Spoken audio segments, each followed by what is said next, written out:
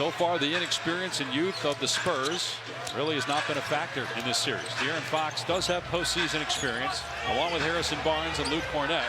Oh. As he drains a three, De'Aaron Fox up to 20. It's an 18-point game, and they cough it up again. Fox in transition. Keldon Johnson with a slam. It's a 20-point game. Wow. And then a foul on the Fox. So this season, but there's a lot of guys who sacrifice, and Chet was like, yeah, afternoon. And Wembanyama called for the offensive foul. It's Sissoko who league. And the leadership you have to display, how you have to bring along the young guys as Avdia cans a three to make it a 15-point game. And now halftime deficit has become a 15-point lead. 4 minutes to go. Fox fouled on the drive. You're Minnesota, you have worked so hard to get command of that series. And then you lose Dante DiVincenzo and Anthony Edwards. Absolutely brutal for that group. Game 5, Minnesota-Denver Monday, with Nuggets trying to keep that series alive. Shot clock at 7 for Grant. And he loses it in the lane. Great hands by Harper. It'll be a jump ball with 2.5 on the clock. Or the defense of San Antonio. You know, many people think the greatest coach in the history of the NBA and Greg Popovich. To do it that graciously, with the humility that has come to define the organization, like, it speaks volumes about Mitch's character. He's only 39 years old. He's in his 10th year with the organization. Actually, prior to that, he was up here in Portland. Spent R.C. Buford, Greg Popovich still very much involved, as much as he can be, and the organization just keeps going with great basketball. As Scoot Henderson 0 for 7 has not scored in the game. Was great in game 2 with 31. At 21 in the game 3 losses. 3 minutes to go here in game 4. Great teams, right? We had Tony Parker and Tim. But you think about what they've been through the last few years. In 2023, they won 22 games. 2024, 22 games. 2025, 34 games. And this year, the leap to 62. Fox for a three, way off, rebound Holiday. They're gonna finish this here because they want to score in a hurry. Sissoko attacking. Wembanyama pulled the chair up, but threw it right to Sissoko. Grant with a follow. Castle gets it across the timeline. And right in his grill is Avdia. Castle somehow keeps the dribble alive. Goes around Wembanyama, drives the paint, and gets to the basket.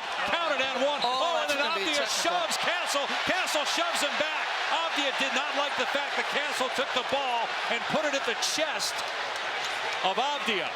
No one has come off the bench right now for either team.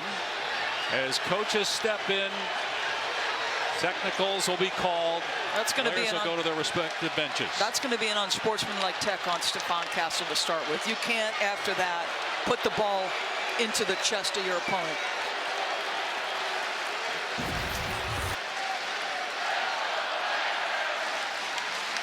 Watch here after he takes the ball, gives it right to Avdia's chest. Defensive foul. 16 points, 8 assists for Stephon Castle, the incredible 21-year-old, second year out of Connecticut. Lead is up to 15, and Wembanyama kicked that. Sissoko spins out, rebound Wembanyama, and then he's fouled by Henderson.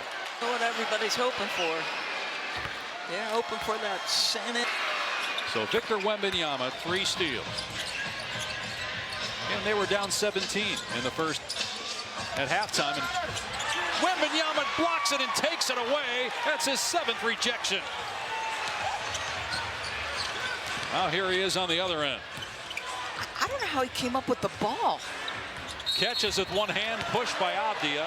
Wembanyama on the floor today. He's because of concussion protocol, but just a sensational. The MVPs, you know, because he's right. Like, made a second straight year. Wembanyama certainly will get a ton of votes.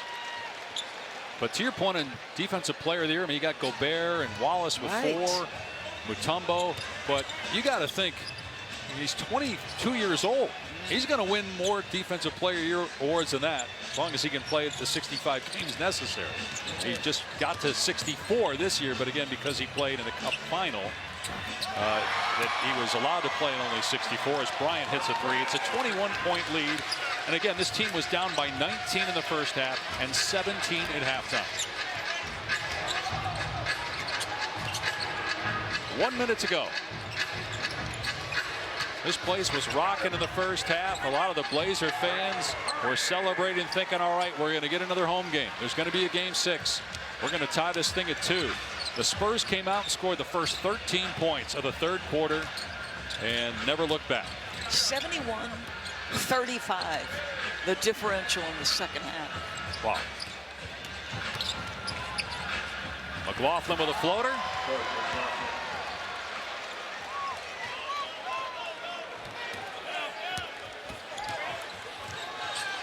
And another Portland turnover.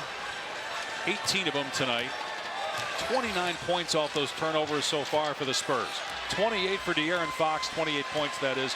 27 for Wembanyama, 16 for Castle, 26 for Avdia.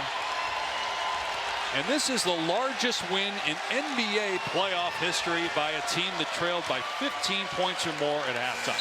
Just an incredible second. The final score, 114-93. The Spurs take a commanding 3-1 series lead. Game 5 Tuesday night back in San Antonio.